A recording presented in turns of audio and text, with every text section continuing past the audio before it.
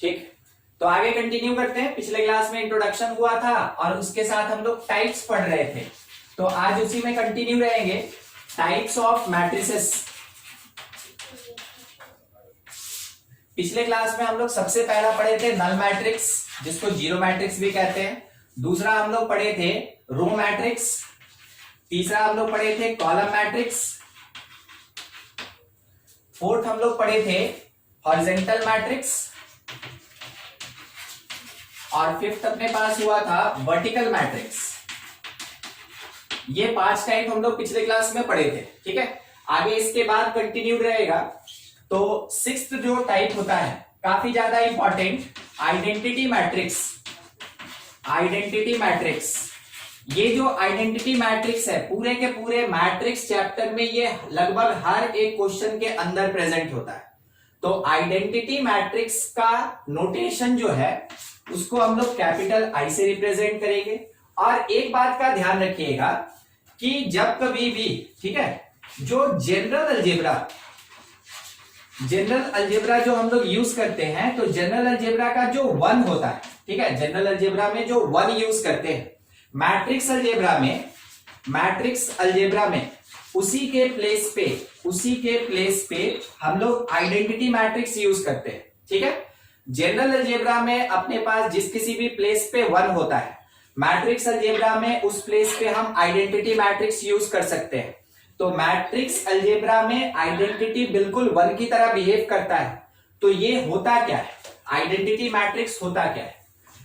ठीक है, it is a matrix containing one at major diagonal. ठीक है, जो मेजर डायगोनल होता है उसमें ये क्या कंटेन करता है, 1 कंटेन करता है। कैसा? ठीक है, मेजर डायगोनल होता कैसा, देखिए, मान लीजिए जैसे यहां लिखा है 1 0 और 0 1, तो यहां पे आपको अपर लेफ्ट से लोअर राइट की तरफ जो डायरेक्शन दिख रहा है, इसी को कहते हैं हम लोग मेजर डायगोनल। ठीक है, ये जो अपर लेफ्ट से लोअर राइट की तरफ है, इसको हम लोग कहते हैं मेजर डायगोनल। और मेजर डायगोनल में जब कभी भी 1 और 1 प्रेजेंट होगा, बाकी एलिमेंट 0 होगा, उसको कहा जाता है आइडेंटिटी मैट्रिक्स। ठीक है, इस बात का भी ध्यान रखिए आप कि जो आइडेंटिटी मैट्रिक्स होता है, आइडेंटिटी मैट्रिक्स, ये जो आइडेंटिटी मैट्रिक्स होता है, इट इज स्क्वायर मैट्रिक्स। पिछले क्लास में हम एक छोटा सा इंट्रोडक्शन आपको दिए थे कि स्क्वायर मैट्रिक्स कब बोलेंगे, जब कभी भी मैट्रिक्स में नंबर ऑफ रोज और नंबर ऑफ कॉलम इक्वल होता है, उस टाइम में मैट्रिक्स को हम लोग स्क्वायर मैट्रिक्स कहते हैं। ठीक है, तो क्या कहा गया कि आइडेंटिटी मैट्रिक्स एक ऐसा मैट्रिक्स होगा जिसमें रोज और कॉलम्स इक्वल होगा और साथ ही साथ उसके मेजर डायगोनल में हमेशा 1 प्रेजेंट होगा, बाकी एलिमेंट्स 0। मैट्रिक्स, तो आइडेंटिटी मैट्रिक्स में इस बार हम क्या लेके चल रहे हैं, थोड़ा ध्यान से समझिएगा। इसमें हम एक रो, ठीक है, 2 और 3 रो यूज करेंगे और 3 रो के साथ हम इसमें 3 कॉलम भी यूज करेंगे, क्योंकि अभी हम लोग ये सुने थे कि आइडेंटिटी मैट्रिक्स एक स्क्वायर मैट्रिक्स होता है। और स्क्वायर मैट्रिक्स कहने का मतलब हो गया कि नंबर ऑफ रोज जो होगा, number of rows, it must be equals to the number of columns. ठीक है, ये नंबर ऑफ कॉलम्स के इक्वल होता है, तो हमको रो और कॉलम इक्वल रखना है। अब क्या करना है कि मेरा जो लीडिंग डायगोनल होगा, तो लीडिंग डायगोनल का पोजीशन आपको अभी क्या बताए थे, अपर लेफ्ट से लोअर राइट की तरफ, उसमें हर एक एलिमेंट 1 होगा, 1 1 और 1, और बाकी जितना भी एलिमेंट बच गया वो सब का सब क्या होगा, 0 होगा। इसको कहते हैं हम लोग आइडेंटिटी मैट्रिक्स। तो देखिए, फर्स्ट रो आइडेंटिटी का लिखा गया 1 0 0, सेकेंड रो में 0 1 0, थर्ड रो में 0 0 1। पिछले क्लास में हम आपको ये बताए थे कि किसी एक एलिमेंट का जो पोजीशन होता है वो उसके रो और कॉलम के हिसाब से डिफाइन होता है। तो अगर हम इसमें पूछें कि A11 कौन, मतलब क्या हुआ, फर्स्ट रो और फर्स्ट कॉलम का एलिमेंट कौन है, तो फर्स्ट रो और फर्स्ट कॉलम का एलिमेंट हमको 1 दिखा। अगर हम आपसे ये पूछे A22 कौन, तो आप बोलिएगा सर देखिए ये आप पूछ दिए ना कि सेकेंड रो और सेकेंड कॉलम का कौन एलिमेंट होगा, तो सेकेंड रो और सेकेंड कॉलम का कौन सा एलिमेंट होगा, ये 1 होगा। A33 अगर पूछा गया इसका मतलब थर्ड रो और थर्ड कॉलम का कौन एलिमेंट होगा, तो थर्ड रो और थर्ड कॉलम मिलके हमको यहां बता रहा है कि 1 होगा वो एलिमेंट। कहने का मतलब क्या हुआ कि जब कभी भी ये नंबर इक्वल होता है आइडेंटिटी मैट्रिक्स में उसका प्लेस 1 होता है, यानी कि aij that will be equals to 1 कब, जब i और j आपस में इक्वल होगा। याद है पिछले क्लास में बताए थे aij का मतलब क्या होता है, general element of matrix in ith row and jth column, ith row and jth column, ठीक है। तो अगर by the way a11 a22 a33 identity में 1 1 1 हो रहा है, तो हम ये बोलेंगे कि aij का वैल्यू 1 होगा कौन से पोजीशन के लिए, कब, जब i और j इक्वल होगा, जब i और j आपस में इक्वल होगा तब। तो बाकी प्लेसेस पे aij का वैल्यू 0 होगा। आप चेक कीजिए 1 के बाद आइडेंटिटी में केवल 0 ही आपको प्रेजेंट दिख रहा है, aij का वैल्यू 0 होगा कौन से कंडीशन के साथ, जब i और j आपस में इक्वल नहीं होगा, ठीक है।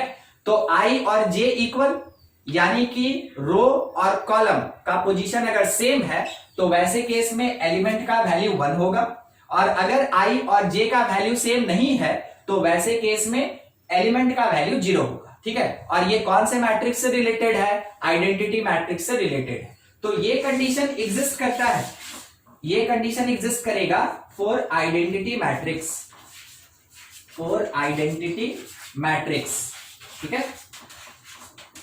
पिछले क्लास में आपको हम ये भी बताए थे कि हम लोग किसी एक मैट्रिक्स का ऑर्डर कैसे निकालते हैं। तो अगर इस मैट्रिक्स का ऑर्डर लिखना हुआ, ऑर्डर ऑफ मैट्रिक्स आई, ठीक है, तो हम यहां पे ये कह सकते हैं कि इसमें 3 रो है और 3 कॉलम है, तो इट इज 3 क्रॉस 3, 3/3 का इसका ऑर्डर होगा, वो बताएगा कि उसमें 3 रो है और 3 कॉलम है।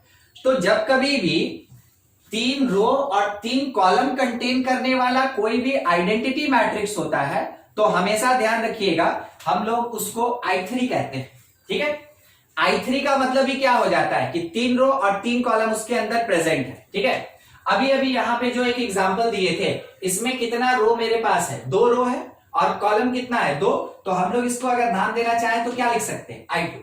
तो I2 का मतलब 2 रो और 2 कॉलम का आइडेंटिटी मैट्रिक्स, I3 का मतलब हो गया 3 रो और 3 कॉलम का आइडेंटिटी मैट्रिक्स, ठीक है। क्या ये 1/1 ऑर्डर का भी हो सकता है, बिल्कुल हो सकता है। मान लीजिए अगर I1 लिखा है तो अलाउड है 1 रो और 1 कॉलम, आपको बस स्क्वायर ब्रैकेट के अंदर 1 लिख देना है, ठीक है। स्क्वायर ब्रैकेट में केवल आपको 1 लिख देना है, वो रिप्रेजेंट कर रहा है I1 को। I1 का मतलब क्या हो गया, identity matrix with 1 row and 1 column only. देख लीजिए यहां बोर्ड पे जितना डिस्कशन हुआ इससे रिलेटेड कुछ डाउट है तो पूछ लीजिए। नेक्स्ट थोड़ा सा जनरल चीज है, टाइप्स में ही कंटिन्यू है हम लोग, टाइप्स में ही कंटिन्यू है हम लोग।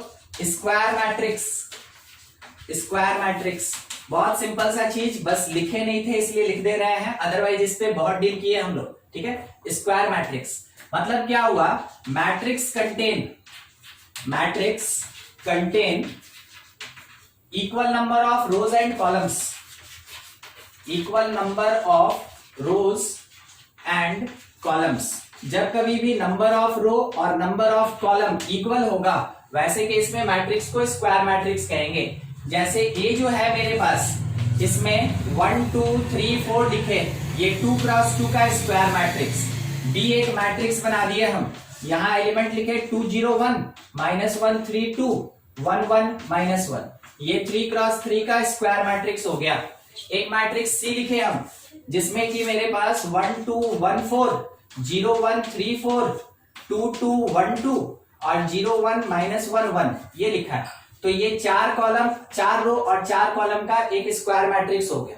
तो स्क्वायर मैट्रिक्स में हम लोग को बस ये इस बात का ध्यान रखना है कि नंबर ऑफ रो और कॉलम हर बार इक्वल रहे, नंबर ऑफ रो और कॉलम हर बार इक्वल हो। यानी कि आप ये डिक्लेयर कर सकते हैं इन स्क्वायर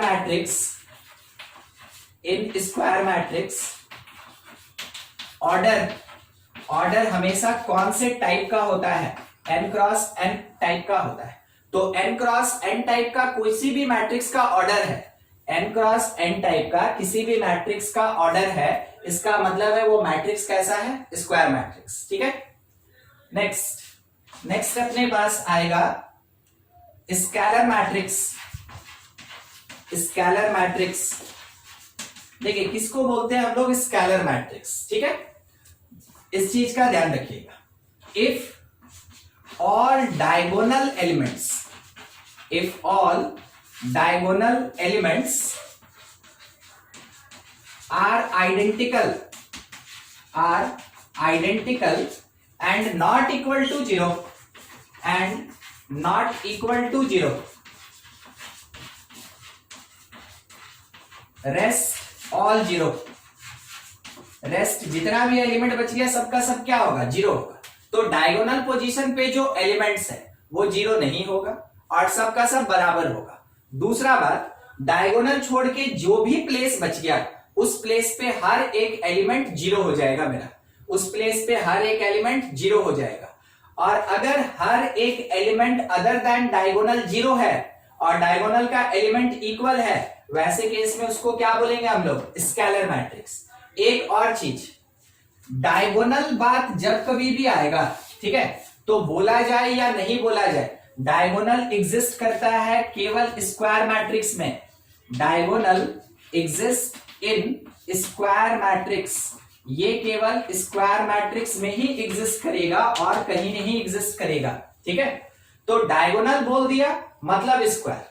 कह रहा है डायगोनल एलिमेंट आइडेंटिकल हो, नॉन जीरो हो और बाकी सारा एलिमेंट जीरो होना चाहिए। एग्जांपल अगर लेना चाहें तो उसमें हम ये कह सकते हैं कि मान लीजिए ए कोई मैट्रिक्स हुआ, ठीक है, 3x3 का लेके चल रहे हैं, 3x3। तो मेरे पास ये जो लीडिंग डायगोनल है, ये जो पोजीशन अपना होगा यहां से यहां, ठीक है, लीडिंग डायगोनल, इसमें नॉन जीरो आइडेंटिकल एलिमेंट होगा। तो मान लीजिए जैसे हम यहाँ पे 2 लिखे, यहां भी 2 लिखे, यहां भी 2 लिखे, तो देखिए डायगोनल एलिमेंट सब सेम है और अदर देन डायगोनल सबका सब क्या होना चाहिए, जीरो होना चाहिए। तो यहां पे 0 0 0, ये सब प्लेस जीरो से फिल हो जाएगा। ठीक है, ये हुआ एक स्केलर मैट्रिक्स। एक दूसरा स्केलर मैट्रिक्स, मान लीजिए जैसे यहां पे लिखा है 3 और 3, तो इस प्लेस पे 0 0। देखिए ये 2x2 का एक स्केलर मैट्रिक्स हो गया जिसमें कि डायगोनल एलिमेंट सेम है और नॉन जीरो है और बाकी जो भी प्लेसेस बच गया वो जीरो है। ठीक है, एक और मैट्रिक्स C है, तो C अगर मेरे पास ऐसा कुछ लिखा है 4 0 0 0 4 0 और 0 0 4, तो हम चेक किए कि क्या मेरा डायगोनल एलिमेंट सबका सेम आइडेंटिकल, बिल्कुल है।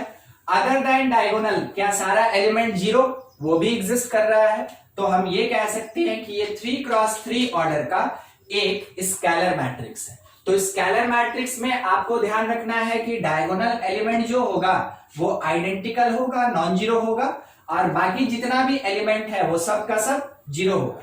तो कंडीशन क्या बनता है उस पर ध्यान दीजिएगा कि अगर by the way matrix A, if A is equals to Aij, कितने ऑर्डर का, n cross n, is identical, sorry is scalar, तो वैसे केस में Aij is equals to k, ठीक है, और k नॉट इक्वल टू 0।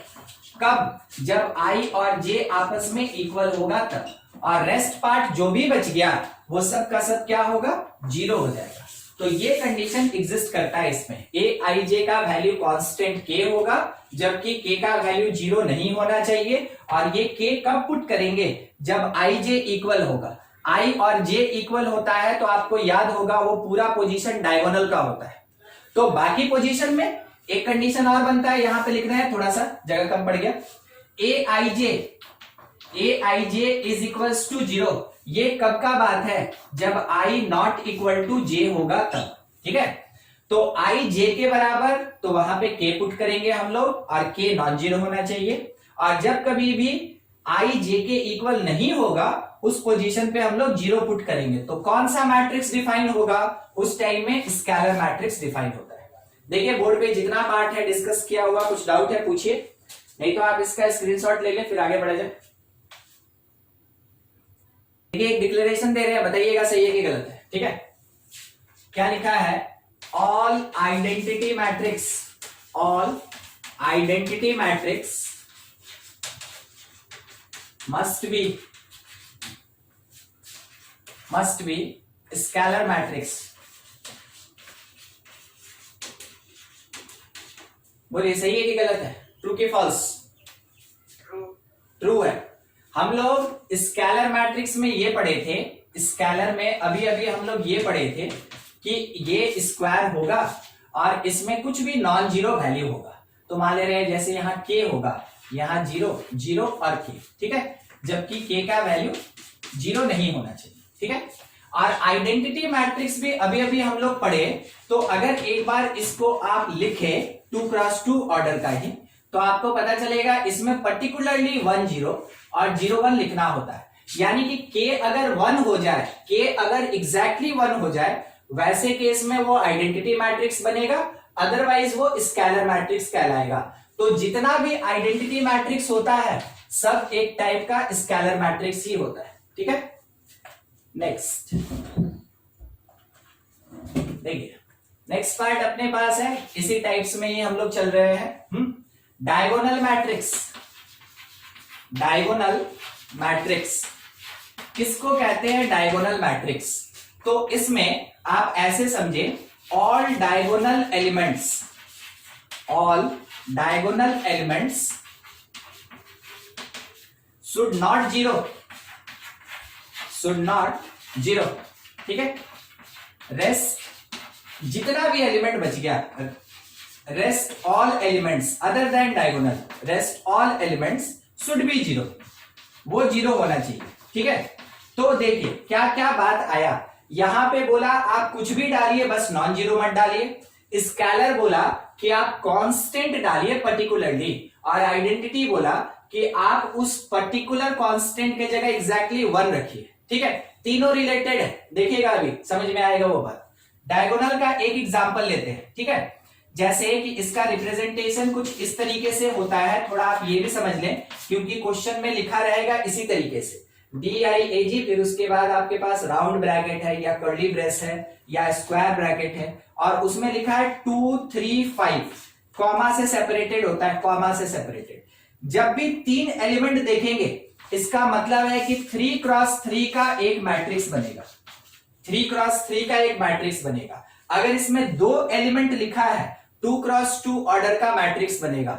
अगर इसमें 4 एलिमेंट लिखा है 4x4 ऑर्डर का मैट्रिक्स बनेगा। तो उस बात का ध्यान रखिएगा कि डायगोनल के बाद कितना एलिमेंट लिखा है एग्जैक्टली उतने ही ऑर्डर का मैट्रिक्स फॉर्म होता है। ठीक है, कंटिन्यू करते हैं।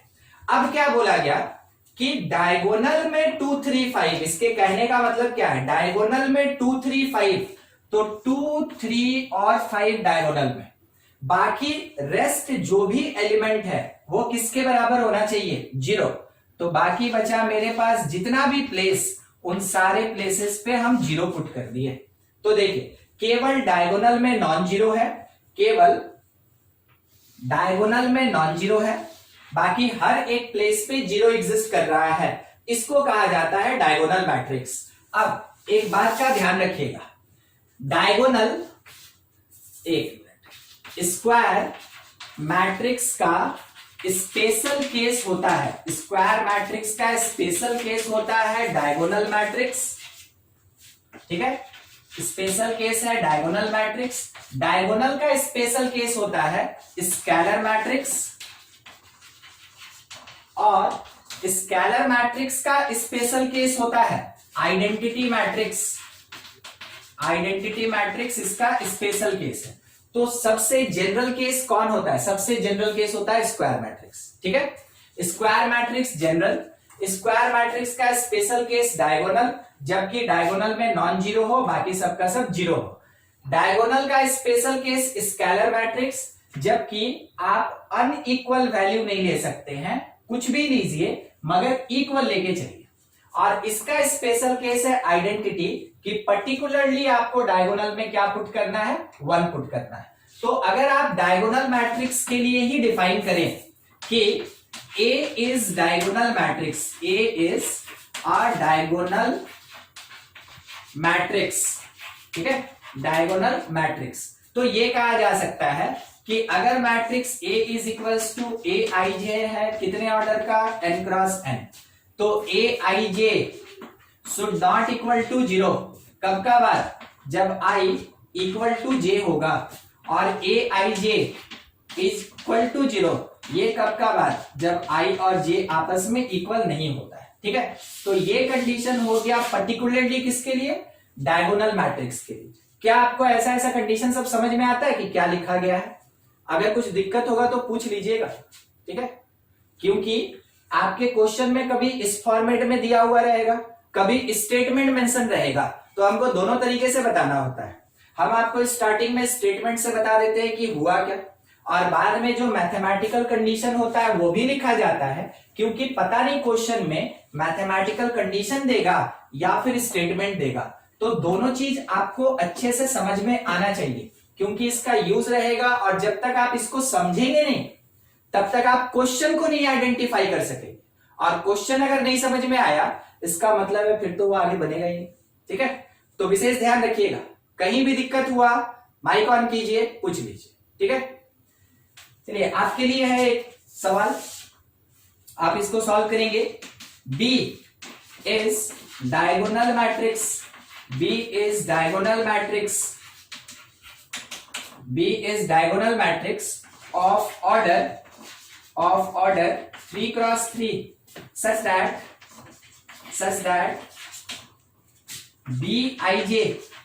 Bij is equals to 5 7 9। चलिए बना के दिखाइए एक डायगोनल मैट्रिक्स, जबकि Bij बोला गया कितना, 5 7 9। B11 में 5 होगा, B22 में 7, B33 में 9, बाकी प्लेसेस सब 0 ना, एकदम ठीक, ठीक है, बाकी प्लेसेस सबका सब 0। बस ये होता है एक डायगोनल मैट्रिक्स, और ये होता है इसका रिप्रेजेंटेशन, ठीक है। आगे बढ़ा जाए, ये था अपने पास टाइप्स। अब थोड़ा कुछ स्पेशल टाइप्स पे भी डिस्कशन कर रहे हैं। Upper triangular matrix, upper triangular matrix, upper triangular matrix, ये सब छोटा छोटा पार्ट है, ये सब छोटा छोटा पॉइंट है जो क्वेश्चन में यूज रहेगा, ये सब वर्ड और कंडीशन, ठीक है। अपर ट्राइंगुलर मैट्रिक्स देखिए होता कैसा है, सबसे पहले वो समझ लीजिए, फिर कंडीशन लिखेंगे। सबसे पहला कंडीशन है कि ये स्क्वायर होना जरूरी है, ठीक है। तो अभी हम मान लिए 3 क्रॉस 3 का, यानी 3 रो और 3 कॉलम। और दूसरा कि इसके डायगोनल प्लेस पे कुछ भी नॉन जीरो रह सकता है, ठीक है, डायगोनल प्लेस पे कुछ भी नॉन जीरो रह सकता है। अब बोला गया अपर ट्राइंगुलर, ठीक है, अपर ट्राइंगुलर। तो आप अगर ध्यान देना तो आपको एक चीज समझ में आएगा, एक एलिमेंट, 2 एलिमेंट, 3 एलिमेंट छूटा है जो ऊपर नहीं लिखे। अगर हम इसको मिलाएंगे तो देखिए एक ट्राइंगल बना, तो डायगोनल के ऊपर में ट्राइंगुलर पार्ट, इसी को कहते हैं अपर ट्राइंगल, और डायगोनल के नीचे एक ट्राइंगुलर पार्ट, क्योंकि अगर हम कुछ भी एलिमेंट लिखते हैं तो इसी 3 प्लेस पे लिखेंगे। इसको जब मिलाया जाएगा तो देखिए एक लोअर ट्राइंगुलर बन गया। तो जब कभी भी कोई स्क्वायर मैट्रिक्स होता है तो यहां का जो 3 एलिमेंट है, अगर आप समझे तो ये A12 है, ये A13 है और ये 23 है, ये तीनों मिलके बनाया अपर ट्राइंगुलर पार्ट, ठीक है, इसी को अपर ट्राइंगुलर पार्ट कहते हैं। और यहां पे कौन कौन सा है, तो ये A21 है, ये 31 है और ये A32 है, ठीक है। Second row first column, third row first column, third row second column, ये तीनों एलिमेंट मिलके यहां पे फॉर्मेशन करता है लोअर ट्राइंगुलर पार्ट का, ठीक है, लोअर ट्राइंगुलर पार्ट का। तो आपको ये पता चल गया कि अगर मेरे पास डायगोनल है तो डायगोनल के ऊपर का जो भी एलिमेंट ट्राइंगुलर पार्ट बनाएगा वो अपर ट्राइंगुलर कहलाया। डायगोनल के नीचे जो भी 3 एलिमेंट मिलके लोअर ट्राइंगुलर बनाएगा वो लोअर ट्राइंगुलर पार्ट कहलाया। तो ये हुआ अपर ट्राइंगुलर, लोअर ट्राइंगुलर, ठीक है। अब अपर ट्राइंगुलर मैट्रिक्स क्या कहता है, ठीक है, उसको देखिए समझिएगा। Those matrices called upper triangular those matrices called upper triangular matrix which contain non-zero value in upper triangular part जबकि whereas lower triangular should be zero ठीक है, वो कैसा होना चाहिए, जीरो होना चाहिए। तो कहा गया कि अपर ट्रायंगुलर में नॉन जीरो वैल्यू हो और लोअर ट्रायंगुलर में एलिमेंट जीरो होना चाहिए। अब इसके लिए कैलकुलेशन है। तो मान लीजिए बी कोई एक मैट्रिक्स है जिसको हम क्या बनाना चाहते हैं, अपर ट्रायंगुलर। तो हम 3x3 का ही लेके चल रहे हैं, 3x3 का। तो डायगोनल में कुछ भी हो जाए उससे कोई मतलब नहीं है, तो 5 7 9 पुट कर दिए, ठीक है, डायगोनल में कुछ भी हो जाए। अब ऊपर का जो ट्रायंगुलर पार्ट है वो नॉन जीरो होना चाहिए, तो उस जगह पे कुछ 2 3 1 लिख दिया, ठीक है। मगर नीचे का जो लोअर ट्रायंगुलर पार्ट है शुड बी जीरो। जीरो कहने का मतलब क्या हो गया कि यहाँ का जो 3 पोजीशन है वो जीरो होना चाहिए। ध्यान से देखिएगा, समझिएगा। देखिए, लोअर ट्रायंगुलर पार्ट जीरो और जो अपर ट्रायंगुलर पार्ट है ये नॉन जीरो। तो जब भी अपर ट्रायंगुलर पार्ट नॉन जीरो होगा और लोअर ट्रायंगुलर पार्ट जीरो होगा, वैसे केस में मैट्रिक्स को बोलते हैं अपर ट्रायंगुलर मैट्रिक्स, ठीक है, अपर ट्रायंगुलर मैट्रिक्स। कंडीशन क्या क्या बनता है, जैसे यहां पे हम पोजीशन लिख दिए, ठीक है। If B is upper triangular, तो वैसे केस में b इज इक्वल्स टू लिखा है bij, b is equals to bij, कितने ऑर्डर का, मान लीजिए 3x3 ऑर्डर का, ठीक है। तो bij जो होगा that is equals to zero. कब जीरो, जब ये 3 एलिमेंट का प्लेस होगा। तो प्लेस में देखिए क्या क्या लिखा है, 2 1 लिखा, 3 1 लिखा, 3 2 लिखा, ठीक है। उसके बेसिस पे bij शुड बी जीरो। अब इसमें बताइए i बड़ा कि j बड़ा, आप इसमें चेक करें, 2 1 3 1 3 2, i बड़ा है कि j बड़ा है, आंसर दीजिए। i तो कहा जा सकता है i is greater than j। जब i j से ग्रेटर होगा तो bij जीरो होना चाहिए, लोअर ट्रायंगुलर जीरो होना चाहिए, और लोअर ट्रायंगुलर में देखिए पहला एलिमेंट दूसरे से बड़ा है, यानी i is greater than j है, और bij should not equal to zero. bij zero नहीं होना चाहिए, कब, जब i less than equal to j हो जाए। तो जब लेस देन का बात किए तो उस टाइम में अपर ट्रायंगुलर आया, देखिए पहला एलिमेंट दूसरे वाले से छोटा है, तो i is less than j, i less then j, और ये जो 3 पोजीशन होता है यहाँ i j इक्वल होता है। तो अगर बाय द वे कभी भी i लेस देन j हो या i इक्वल्स टू j हो, उसके लिए bij का value not equal to zero होना चाहिए। ये पूरा कंडीशन किसके लिए, जब कभी भी b एक अपर ट्रायंगुलर मैट्रिक्स होगा तब, ठीक है। नेक्स्ट बात कर रहे हैं इसी में लोअर ट्रायंगुलर, तो just opposite condition, lower triangular matrix, ठीक है, एकदम अपोजिट कंडीशन इसके। तो हम यहां पे लिख रहे हैं कि C एक लोअर ट्रायंगुलर मैट्रिक्स है, तो इसके डायगोनल एलिमेंट में समथिंग ABC कुछ भी, ठीक है। इसके लोअर ट्रायंगुलर पार्ट में नॉन जीरो वैल्यू होना चाहिए, समथिंग XYZ कुछ भी, मगर इसका जो अपर ट्रायंगुलर पार्ट बनेगा वो कंफर्म जीरो होना चाहिए। तो लोअर ट्रायंगुलर में कौन सा part non zero, lower triangular part non zero. Lower triangular में कौन सा पार्ट जीरो, जो अपर ट्रायंगुलर पार्ट होता है वो जीरो होना चाहिए, समझ गए। अपर ट्रायंगुलर में upper triangular non zero, lower triangular zero, lower triangular में lower triangular non zero, upper triangular zero, ठीक है। बस इसी बात का ध्यान रखिएगा। इसमें यह बात बोला गया कि जो लोअर ट्रायंगुलर होगा, lower triangular that should not equal to zero, और जो अपर ट्रायंगुलर होगा, upper triangular should be zero, ठीक है, अपर ट्रायंगुलर जीरो के बराबर होना चाहिए। देखिए आप इतना पहचान लीजिएगा कि ये हो गया लोअर ट्रायंगुलर और ये अपने पास है अपर ट्रायंगुलर, ठीक है। कंडीशन क्या बनता है ऐसा कि अगर C कोई मैट्रिक्स है Cij, कितने ऑर्डर का, n क्रॉस n, हम यहाँ 3 क्रॉस 3 दिए, ठीक है। तो कहा जा सकता है कि जो Cij होगा दैट शुड बी 0, क्या कंडीशन बनेगा, और Cij नॉट इक्वल्स टू 0, क्या कंडीशन बनेगा। तो अगर Cij 0 हो रहा है तो अपर ट्रायंगुलर पार्ट 0 हो रहा है ना, और अपर ट्रायंगुलर पार्ट के लिए 1 2 1 3 2 3, मतलब कि i जो है वो j से लेस है, तो कहा जा सकता है i लेस देन j, ठीक है, तब जाके ये 0 होना चाहिए। और नॉट इक्वल टू 0 ये कब का बात है, नॉट इक्वल टू 0, तो not equal to 0 lower triangular part है, 2 1 3 1 3 2, i जब j से बड़ा होगा ये नॉट इक्वल टू 0 होना चाहिए, i should be greater than equal to j, ठीक है। तो ये हो गया मैट्रिक्स का notational form lower triangular matrix का, और ये कंडीशन अपने पास है अपर ट्रायंगुलर मैट्रिक्स की। देख लीजिए दोनों में से कुछ डाउट है तो पूछ लेंगे।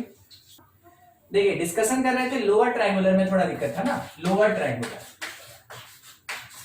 देखिए थोड़ा बड़ा बना, ठीक है, लोअर ट्रायंगुलर ये होगा डायगोनल एलिमेंट।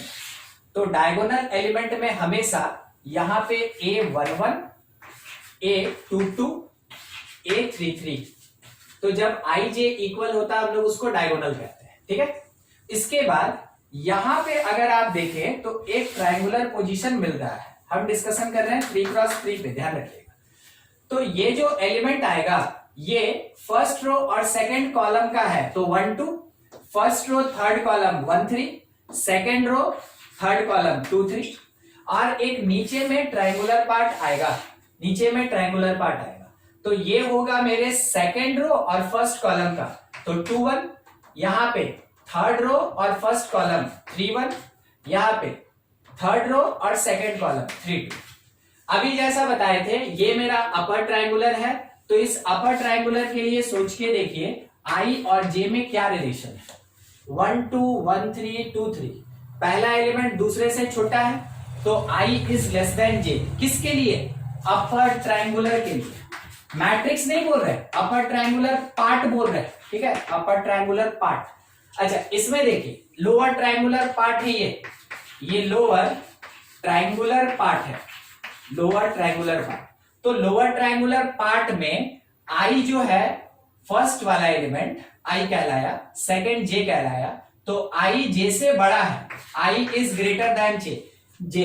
क्या आप इसको चेक कर पा रहे हैं, ये स्टेटमेंट किसका डाउट था, देखिए क्या आपको ये बात समझ में आया जिसका डाउट था।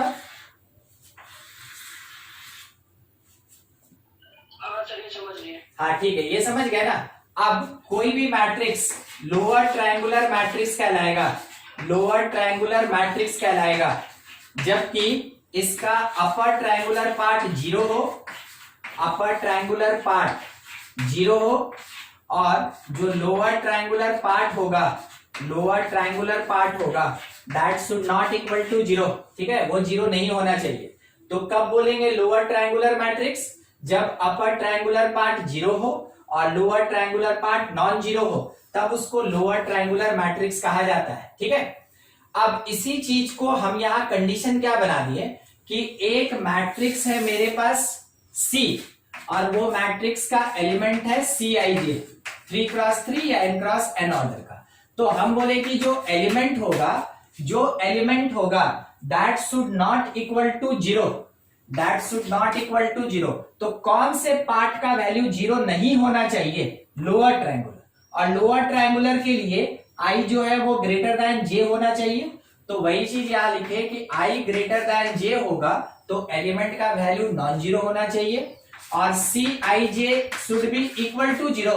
तो कौन से प्लेस का वैल्यू 0 होना चाहिए, अपर ट्रायंगुलर पार्ट 0 होना चाहिए, अपर ट्रायंगुलर पार्ट 0 होना चाहिए। अपर ट्रायंगुलर पार्ट में क्या कंडीशन बनता है, i लेस देन j का कंडीशन बनता है, तो i जब लेस देन j होगा तब। दूसरा एक बात, डायगोनल भी नॉन जीरो होना चाहिए, तो आप यहाँ पे इक्वालिटी लगा सकते हैं। बस यही चीज लिखा गया था लोअर ट्रायंगुलर के लिए, ठीक है। और देख लीजिए किसी का कुछ डाउट है तो पूछ लीजिए।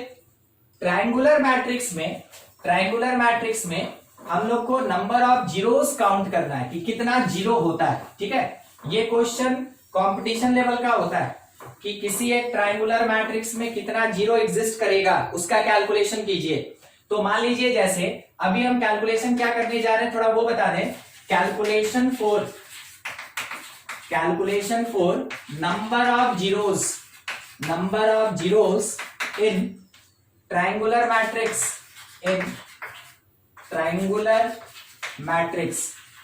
मैट्रिक्स में कितना नंबर ऑफ जीरोस होता है। कंपटीशन लेवल में पूछा जाता है, स्कूल में या बोर्ड में ये क्वेश्चन नहीं आता है, वो चीज काउंट करना होता है। मान लीजिए जैसे अपने पास कोई एक ट्राइंगुलर, अपर लोअर कोई मतलब नहीं, हम डिस्कशन कर रहे हैं अपर को लेके, तो ध्यान रखिएगा लोअर ट्राइंगुलर में भी यही होगा, जो यहां कैलकुलेशन हो रहा है लोअर ट्राइंगुलर में भी यही होगा। ठीक है, हम अपर को लेके डिस्कस कर रहे हैं। ए कोई एक अपर ट्राइंगुलर मैट्रिक्स है 2 क्रॉस 2 का, ठीक है ना, 2 क्रॉस 2 का एक सीक्वेंस देंगे, ध्यान दीजिए 2 3। अब इसका अपर ट्राइंगुलर पार्ट ये है अकेला, मान लीजिए 5, यहां एक 0, lower triangular 0, upper triangular non 0। B कोई एक मैट्रिक्स है, ठीक है, अपर ट्राइंगुलर ही रहेगा, यहां पे 2 3 5, ठीक है 2 3 5। अब ऊपर का जो 3 प्लेस होगा शुड बी नॉन जीरो, 5 2 1, मगर नीचे का जो ट्राइंगुलर पार्ट होगा ये 0।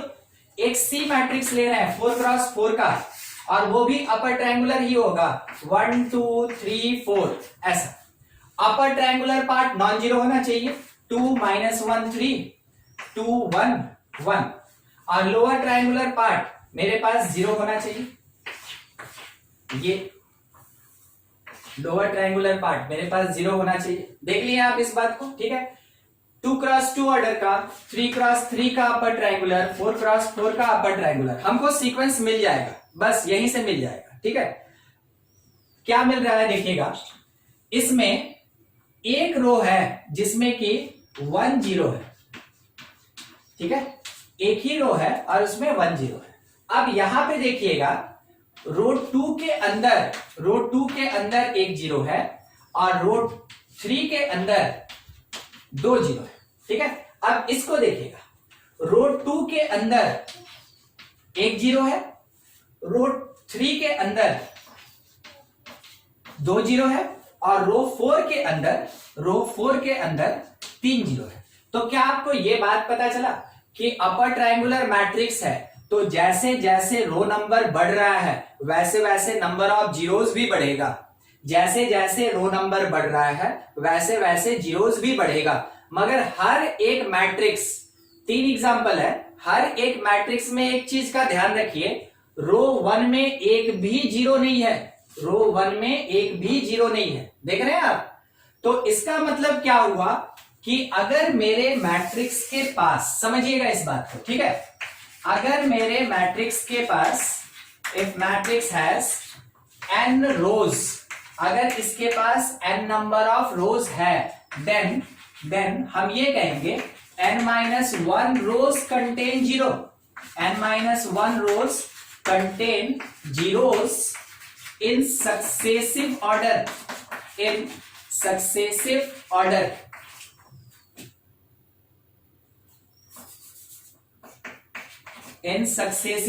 ठीक है, क्या कहा गया कि अगर मेरे मैट्रिक्स के पास n नंबर ऑफ रोज है तो n-1 रोज 0 कंटेन करेगा, और वो भी इंक्रीजिंग ऑर्डर में, सक्सेसिव ऑर्डर में कंटेन करेगा। वही चीज अभी यहां पे लास्ट मैट्रिक्स में आपको देखने को मिलेगा।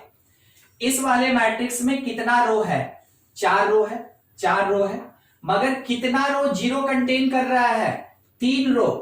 तो अगर मेरे पास n रोज रहेगा तो कितने में 0 होगा, n-1 में, एक यूनिट लेस।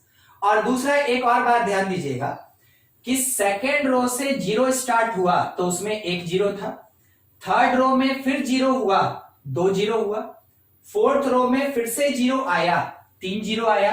तो क्या आपको ये इंक्रीजिंग फॉर्म में दिख रहा है, इंक्रीजिंग फॉर्म में एक एक यूनिट इंक्रीज कर रहा है। तो जब कभी भी इफ मैट्रिक्स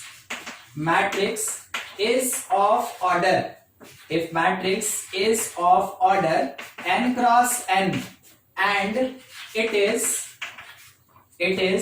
triangular matrix, चाहे लोअर ट्राइंगुलर हो या अपर ट्राइंगुलर हो, it is triangular matrix, then number of then number of zeros that is equals to 1 plus 2 plus 3 plus करते करते n-1 तक जाएंगे। क्या आपको ये बात समझ में आया क्यों n-1 तक जाएंगे? क्योंकि हमेशा फर्स्ट रो कभी भी जीरो कंटेन नहीं करता है, इस कारण से एक रो कम हो जाएगा, तो हम कहां तक जाएंगे? n-1 तक। आप सीक्वेंस सीरीज में पढ़े हैं ये चीज कि sum of first n natural number क्या होता है और sum of first n-1 natural number क्या होता है, that is equals to n-1/2। ठीक है, तो किसी भी ट्रायंगुलर मैट्रिक्स में कितने जीरोस एग्जिस्ट करेंगे, आइदर वो अपर ट्रायंगुलर हो या फिर लोअर ट्रायंगुलर हो, कितने जीरोस एग्जिस्ट करेंगे? n-1/2 इतना जीरोस उसमें एग्जिस्ट करेगा, जबकि n क्या बता रहा है, that is equals to the number of row या नंबर ऑफ कॉलम, कुछ भी ले ले। ठीक है, ऐसे करके निकाला जाता है और ये फॉर्मूला एग्जिस्ट करता है इसके लिए। ठीक है, ट्रायंगुलर मैट्रिक्स के लिए समझते चलिएगा। और इससे रिलेटेड क्वेश्चन भी बनाते चलिएगा। जब हम लोग मैट्रिक्स खत्म कर लेंगे ना, तो आपके आरडी शर्मा बुक का हम लोग 5th चैप्टर खत्म हो जाएगा, 7th चैप्टर खत्म हो जाएगा और 8th चैप्टर खत्म हो जाएगा मैट्रिक्स के साथ। और 6th चैप्टर जो होता है ना, वो एक्चुअल में डिटर्मिनेंट होता है, तो मैट्रिक्स खत्म करने के बाद डिटर्मिनेंट पढ़ेंगे। हाँ, देखिए उसी में से एक क्वेश्चन लेके चल रहे हैं, find number of zeros, find number of zeros in upper triangular matrix, in upper triangular matrix of order 5x5। ठीक है, 5x5 ऑर्डर का कोई अपर ट्रायंगुलर मैट्रिक्स है, तो उसमें नंबर ऑफ जीरोस क्या होगा? पहला काम आपका क्या होगा, आप n बताएं कि कितना है, 5। तो नंबर ऑफ जीरोस हम लोग सीखे हैं 1 प्लस 2 प्लस 3 प्लस 4 प्लस 5 करके n-1 तक जाने का। तो n मेरे पास कितना है, 5। तो हम ये कह सकते हैं that is equals to 1 plus 2 plus 3 plus 4। छोटा नंबर हम चाहे तो डायरेक्ट सॉल्व कर लें कि ये कितना हो रहा है, हमको n-1 तक ही जाना है ना, इस कारण से 5n था तो हम 4 पे रुक गए। अब मेरे पास यहां से ऐड करके भी हम बता देंगे कि 10 जीरोस होगा, क्योंकि ये नंबर छोटा था। बाय द वे, अगर आपसे ये पूछ दे कि find number of zeros in lower triangular matrix of order 253 cross 253, आपको ये बताना है। तो अब तो हमको नहीं लगता है कि कोई जीरो काउंट करने जाएगा। ठीक है, इतना तो हम लोग नहीं करने जाएंगे, यहाँ छोटा सा था, हम लोग काउंट कर लिए, लिख दिए। तो यहां पे आपका फॉर्मूला काम आएगा। ठीक है, हम लोग क्या मेंशन करेंगे कि जो नंबर ऑफ जीरोस होगा, number of zeros that should be 1 plus 2 plus 3 से लेके n-1 तक। तो पहले हमको पता तो चले कि n है क्या। इस क्वेश्चन में n का वैल्यू 253 है, जो कि नंबर ऑफ रो के बराबर होगा, 253 है। तो n-1 कितना होगा, इट इज 252। तो कहने का मतलब हो गया कि नंबर ऑफ जीरोस अगर निकालना है तो 1 प्लस 2 प्लस 3 प्लस 4 से लेके 252 तक जाना है। और इसके लिए हम क्या सीखे हैं कि 252 इंटू 252, ठीक है, 252 प्लस 1 यानी 253, और डिवीजन में मेरे पास कितना आएगा, 2। आप यहां से कैंसिलेशन कर लिए तो कैंसिल होकर ये कितना दिया, 126 लिखा है। ठीक है, जब आप मल्टीप्लाई करेंगे 126 को 253 से मल्टीप्लाई कर लीजिएगा, वो हम लोग को प्रोवाइड करेगा नंबर ऑफ जीरोस। तो आपको ये बात पता चला कि जो फॉर्मूला आपको लिखा है कि जो नंबर ऑफ जीरोस होता है, number of zeros in triangular matrix that is equals to n-1/2। ये फॉर्मूला कब एप्लीकेबल होगा, जब कभी भी आपको इतना बड़ा बड़ा ऑर्डर दिया रहेगा, तब जाके आपको ये फॉर्मूला लगाना है और उसी से कैलकुलेशन करना है कि नंबर ऑफ जीरोस कितना होगा। बात समझ में आ रहा है? ठीक है, अब देखिए अगर किसी को कुछ डाउट है इससे रिलेटेड, इस क्वेश्चन से रिलेटेड, पूछ लीजिए। तो क्वेश्चन अगर आप ढूंढिएगा ये सब नंबर ऑफ जीरोस का आरडी शर्मा में तो वो नहीं मिलेगा, आरएस अग्रवाल में नहीं मिलेगा, ये आपको मिलेगा कंपटीशन के किसी एक बुक में। तो कंपटीशन के बुक के बेसिस पे ही आपको इसको सॉल्व करना होगा। इस कारण से कहाँ अवेलेबल होगा इसलिए हम आपको बताते चलते हैं कि कौन कंपटीशन का है और कौन आपके स्कूल लेवल का है, तो उसको याद रखिएगा। आगे देखिए, अब हम लोग एक छोटा सा discussion number of zeros in diagonal matrix. अभी तक ट्रायंगुलर पे बात कर रहे थे, अब निकाल रहे हैं डायगोनल मैट्रिक्स में। आपको याद होगा डायगोनल कहने का मतलब क्या होता है कि यहां पे कुछ नॉन जीरो वैल्यू होगा और बाकी ऊपर का ट्रायंगुलर पार्ट 0 0 0, नीचे का ट्रायंगुलर पार्ट ये भी 0 0 0।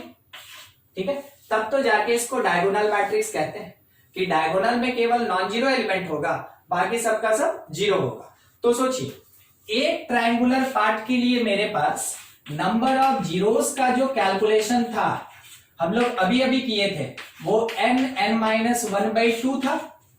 ठीक है, ये हम किसके लिए बात कर रहे हैं, ये हम अपर ट्रायंगुलर का बात कर रहे हैं। एरो देख रहे हैं ना, अपर ट्रायंगुलर में गया है तब का। लोअर ट्रायंगुलर के लिए भी तो हम यही चीज सीखे कि अगर लोअर ट्रायंगुलर का नंबर ऑफ जीरोस निकालना है, नंबर ऑफ जीरोस, तो दैट इज इक्वल्स टू वो भी n-1/2 होगा। ठीक है, लोअर ट्रायंगुलर पार्ट का number of zeros n into n-1/2, upper triangular part का number of zeros n into n-1/2। अगर डायगोनल में नंबर ऑफ जीरोस पूछे, number of zeros in diagonal matrix, तो डायगोनल में तो अपर ट्रायंगुलर भी आएगा और लोअर ट्रायंगुलर भी आएगा, अपर ट्रायंगुलर भी आएगा, लोअर ट्रायंगुलर भी आएगा, यानी ये क्वांटिटी दो बार जुड़ जाएगा। That is equals to n-1/2 plus n-1/2। ये पहला पार्ट अपर का और ये दूसरा पार्ट लोअर ट्रायंगुलर का। सॉल्व करके हमको क्या मिला, n इंटू n-1। बस इतना ही नंबर ऑफ जीरोस होता है डायगोनल मैट्रिक्स में। तो मान लीजिए, जैसे फॉर्मूला है याद रखिएगा, मान लीजिए जैसे कोई एक क्वेश्चन है कि find number of zeros in upper triangular part, lower triangular part and in diagonal matrix, इसमें हम लोग को कैलकुलेट करना है। तो हम लोग क्या करेंगे, सबसे पहले ऑर्डर ढूंढेंगे। तो दिया है ऑफ ऑर्डर 12 क्रॉस 12। ठीक है, 12 क्रॉस 12 ऑर्डर का एक मैट्रिक्स है और वो मैट्रिक्स कैसा, डायगोनल है। तो कह क्या रहा है कि बताइए उसके लोअर ट्रायंगुलर पार्ट में कितना जीरो, उसके अपर ट्रायंगुलर में कितना जीरो और पूरे डायगोनल मैट्रिक्स में कितना जीरो, ये भी हम लोग को बताना है। तो हम लोग पार्ट बाई पार्ट स्टार्ट करें, उससे पहले हम n जरूर लिखना चाहेंगे कि n का वैल्यू क्या होगा, 12। तो सबसे पहला चीज, number of zeros in lower triangular part, तो फॉर्मूला हम लोग ये पढ़े हैं n-1/2, n के प्लेस पे 12 पुट किए, 12 इंटू 11/2 66 मिल गया। ठीक है, दूसरा क्वेश्चन हमसे ये पूछा गया कि अपर ट्रायंगुलर में कितना, तो number of zeros in upper triangular part, तो ये बिल्कुल उसके बराबर होगा जितना लोअर ट्रायंगुलर में है। तो कितना होगा, 66। डायरेक्ट लिख देंगे, सॉल्व करने का ये तरीका। दूसरा, number of zeros in diagonal matrix, जो मेरे पास डायगोनल मैट्रिक्स होगा उसमें नंबर ऑफ जीरो टोटल कितना होगा। तो अभी अभी कॉन्सेप्ट में हम लोग ये देखें कि लोअर ट्रायंगुलर और अपर ट्रायंगुलर को जब ऐड करते हैं तब डायगोनल मैट्रिक्स का नंबर ऑफ जीरोस निकलता है। तो वैसे केस में हमको क्या करना है, इन दोनों क्वांटिटीज को ऐड करना है, 66 प्लस 66, यानी कि ये कितना दे देगा, 132। तो डायगोनल मैट्रिक्स में कितना जीरोस आ गया 132, ठीक है। अपर ट्रायंगुलर में कितना 66, लोअर ट्रायंगुलर में कितना 66। अब एक चीज हमको समझाइएगा, कोई आपसे ये पूछ देगा कि कोई भी एक आइडेंटिटी मैट्रिक्स है, कोई एक आइडेंटिटी मैट्रिक्स है 12 क्रॉस 12 ऑर्डर का, उसमें नंबर ऑफ जीरोस कितना होगा। कोई आइडेंटिटी मैट्रिक्स है 12 क्रॉस 12 ऑर्डर का, उसमें नंबर ऑफ जीरोस कितना होगा, तो बिल्कुल उतना ही होगा जितना कि डायगोनल मैट्रिक्स में होता है। अगर ये पूछ दे कि 12 क्रॉस 12 ऑर्डर का कोई स्केलर मैट्रिक्स है तो उसमें नंबर ऑफ जीरोस कितना होगा, तो बिल्कुल उतना ही होगा जितना कि डायगोनल मैट्रिक्स में होता है। यानी कि हम यहां पे एक छोटा सा डिक्लेरेशन ले लें कि number of zeros in diagonal matrix, जिसके लिए हम आपको एक फॉर्मूला यहां पे निकाल के दे दिए हैं, that is equals to identity matrix, that is equals to number of zeros in identity matrix, that is equals to number of zeros in scalar matrix, ठीक है। स्केलर मैट्रिक्स, आइडेंटिटी मैट्रिक्स और डायगोनल मैट्रिक्स में number of zeros हमेशा equal होता है, ठीक है। Board पे जितना पार्ट है नोट कर लीजिए, कुछ डाउट है तो पूछ लीजिए। टाइप्स होता है मैट्रिक्स का, तो मैट्रिक्स के टाइप्स का जो फर्स्ट सेक्शन है वो सेक्शन अपना कंप्लीट हो गया, मतलब बेसिक टाइप्स हम लोग पढ़ लिए, जिसका यूज होगा आगे के फर्दर क्वेश्चंस में। फिर एक बार हम लोग कुछ स्पेशल टाइप्स पढ़ेंगे तो उसके बाद के क्वेश्चंस में वो सब यूज होगा, ठीक है। अब थोड़ा अगले टॉपिक में प्रोसीड करते हैं, समझिएगा। बस यहां से मैट्रिक्स का ऑपरेशन स्टार्ट हो गया कि हम लोग क्या कर सकते हैं। पहला चीज, equality of matrices, equality of matrices. Matrix जब कभी भी इक्वल होगा तो क्या कंडीशन बनता है, ठीक है। तो मान लीजिए जैसे मैट्रिक्स ए आई जे अपना जनरल एलिमेंट कंटेन कर रहा है, ऑर्डर है इसका n क्रॉस n, ठीक है। दूसरा मैट्रिक्स बी आई जे इसका जनरल एलिमेंट है। तो जब भी मैट्रिक्स इक्वल होगा तो पहला कंडीशन होता है कि उसका ऑर्डर सेम होना चाहिए। अगर दो मैट्रिक्स का ऑर्डर सेम नहीं है, चाहे वो किसी भी ऑर्डर का हो, अगर दो मैट्रिक्स का ऑर्डर सेम नहीं है तो वो कभी भी इक्वल नहीं हो सकता है। तो पहला कंडीशन क्या बनता है, पहला condition for equal matrices order should be same, ठीक है। दोनों का ऑर्डर सेम होना ही चाहिए, ठीक है, जैसे n क्रॉस n है वैसे। दूसरा क्या कहता है, each element at respective position must be same, ठीक है। At respective position must be same.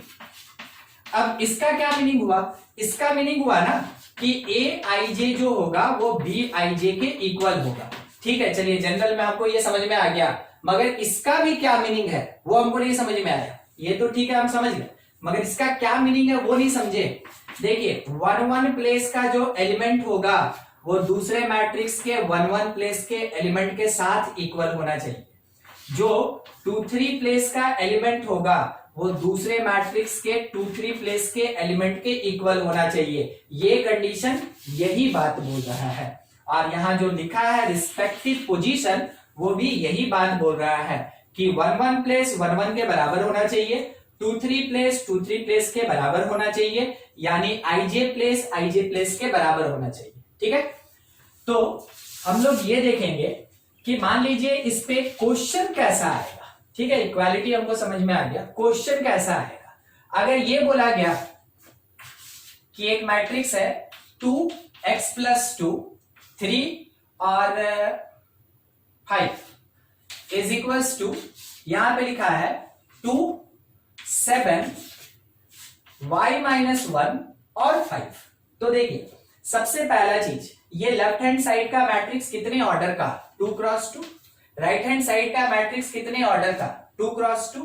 अब दूसरा बात हमको क्या देखना है कि क्वेश्चन हमसे पूछा क्या, क्वेश्चन हमसे पूछा फाइंड x एंड y।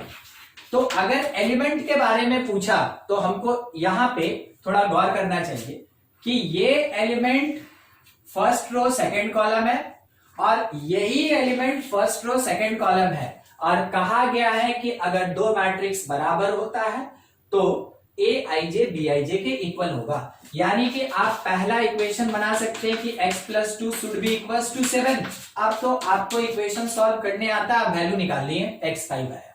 दूसरा, ये जो y माइनस 1 है ये सेकेंड रो फर्स्ट कॉलम है, शुड बी इक्वल्स टू 3। तो दूसरा कंडीशन बना कि y minus 1 is equals to 3। आप इसको मैथमेटिकली सॉल्व कर लिए, ये 4 आ गया। यही यूज होता है और ऐसा ही क्वेश्चन आता है, एक ही टाइप का ही क्वेश्चन आता है इसमें से। यहाँ पे अननोन कुछ भी कितना भी बड़ा या छोटा कर देगा, कुछ भी कॉम्प्लिकेशन डाल सकता है, उसके लिए आप तैयार रहें। जो 11 में पढ़े हैं उसके बेसिस पे कुछ भी डाला जा सकता है। आपको केवल क्या करना है कि रिस्पेक्टिव पोजीशन के एलिमेंट को इक्वल करना है और उसके बाद उसका वैल्यू कैलकुलेट करना है। ठीक है, इस चीज का ध्यान रखिएगा। देखिए एक और क्वेश्चन ले रहे हैं। मान लीजिए ये दिया है कि 2x प्लस 3x 1, फिर यहां लिखा है 5 3 2 is equals to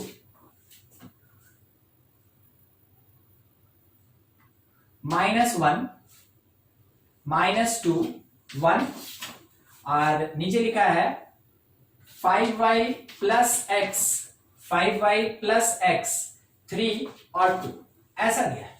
left hand side का मैट्रिक्स कितने ऑर्डर का, 2 रो है और 3 कॉलम है, 2 रो है और 3 column 2 cross 3। Right hand side का मैट्रिक्स 2 रो है और 3 कॉलम है, ये भी 2 क्रॉस 3। अब इसमें से हम लोग से बोला गया कि find x and y, find x and y, x और y का क्या वैल्यू होगा। तो हम लोग सोचे ना कि एक मैट्रिक्स दूसरे के बराबर है, तो कब बराबर होगा, जब ऑर्डर सेम हो। तो चलो वो तो बात सही है, ठीक है, यहाँ पे दे दिया, हम निकाल लिए। अब दूसरा चीज हमसे ये पता करना था कि रिस्पेक्टिव पोजीशन का एलिमेंट बराबर होता है कि नहीं। बिल्कुल, जब कभी भी मैट्रिक्स सेम होगा, इक्वल होगा, वैसे केस में रिस्पेक्टिव पोजीशन का एलिमेंट बराबर होगा। तो हमको विशेष ध्यान रखना है अपने वेरिएबल पे, बाकी सबसे हमको कोई मतलब नहीं, हमको विशेष ध्यान रखना है अपने वेरिएबल पे। तो देखिए x 2 जगह है, आपको दोनों प्लेस को सॉल्व करना पड़ेगा। क्यों करना पड़ेगा वो समझाते हैं, ठीक है, पहले निकाल लेते हैं। जब हम 2x प्लस 3 को लिखे तो ये किसके इक्वल होगा, -1। जब हम सॉल्व किए तो x का वैल्यू -2 आ गया। देखिए 3 उधर गया, -4/2 -2 आएगा। दूसरा ये वाला सॉल्व किए तो x इज इक्वल्स टू -2, दूसरे प्लेस से x इज इक्वल्स टू -2।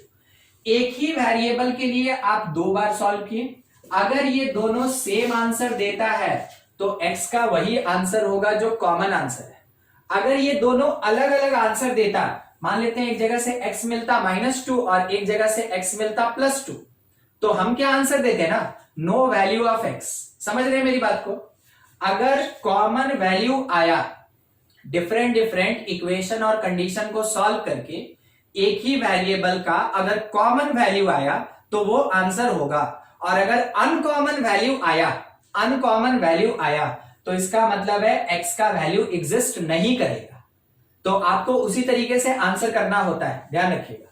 अभी तो मेरे पास कॉमन वैल्यू आया तो हम बोलेंगे कि x इज इक्वल्स टू, इन दोनों के बेसिस पे x is equals to -2 answer. अब हमको कैलकुलेट करना है y, तो 5y प्लस x कौन से पोजीशन, 5 के बराबर, 5y plus x is equals to 5। हम लोग क्या करेंगे, x तो पहले से निकाल ही चुके हैं, पुट कर सकते हैं x के प्लेस पे -2, तो 5y -2 इज इक्वल्स टू 5। इसके बेसिस पे सॉल्व करके y का वैल्यू हमको क्या मिला, 7/5, 7/5 ये हो जाता। तो x हमको मिला -2 और y हमको मिला 7/5 इस मैट्रिक्स के इक्वेशन को सॉल्व करके। देखिए किसी को कुछ डाउट है तो पूछ लीजिए इसमें से, ऐसा क्वेश्चन रहता है। और बस यहीं से स्टार्ट हो गया, अब आपको क्वेश्चन मिलता चलेगा, छोटा छोटा प्रोसेस और क्वेश्चन थोड़ा डिफरेंट टाइप का। बस इसी के बेसिस पे, इक्वालिटी पे ही है। Diagonal of 2x plus y 5 3x minus y is equals to diagonal 3 5 1. Find x and y. Find x and y.